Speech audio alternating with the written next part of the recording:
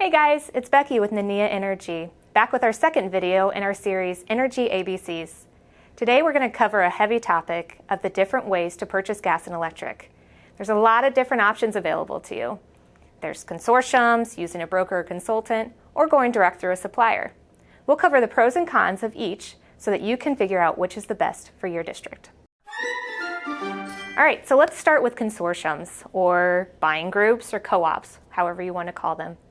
These are typically large groups of similarly structured businesses, like a K-12 school, that bands together to purchase in bulk.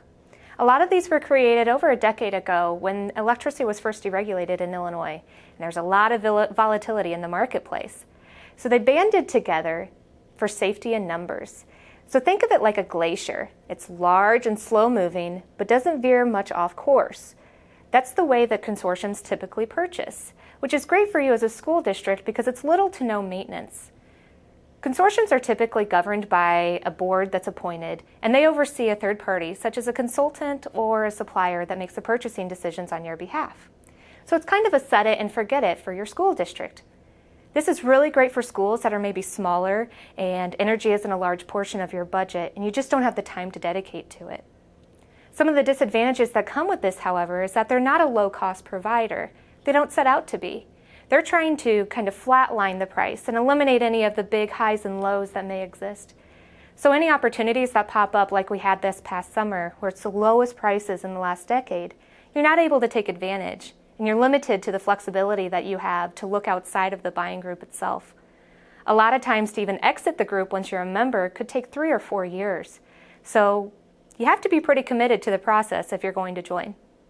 A second option you have is to use an ABC, an advisor, broker, or consultant. While there's differences between those three, one similarity is that they're all a third party that acts as a middleman between your district and your supplier. They often have several supplier relationships, so when they run an RFP for you, they're able to bring a large level of competition, which translates to a lower rate for your school. They also can offer a range of services to help make your life easier and save you time and energy, including bill auditing services, handling customer service issues you have with the utility, helping you forecast your forward fiscal budget, and even helping you validate any ROIs you have on efficiency projects. Some disadvantages to using an ABC, however, is that there is an additional cost. You do pay them a fee, and you should know what that fee is to know that it's fair and reasonable for your district. Each ABC probably handles this a little bit differently. Some require an upfront consulting fee, some bill you directly monthly, and others will actually bake their fee into your fixed rate on your supplier bill. Make sure you have the conversation ahead of time and know what this is. If your current ABC isn't willing to share this information with you, it's generally a red flag that something's probably not right. Another drawback of using an ABC is that there are unfortunately low barriers to entry in our state. There's literally hundreds of brokers in the state of Illinois. Make sure that you do your due diligence and ask them for references of other K-12s they're working with.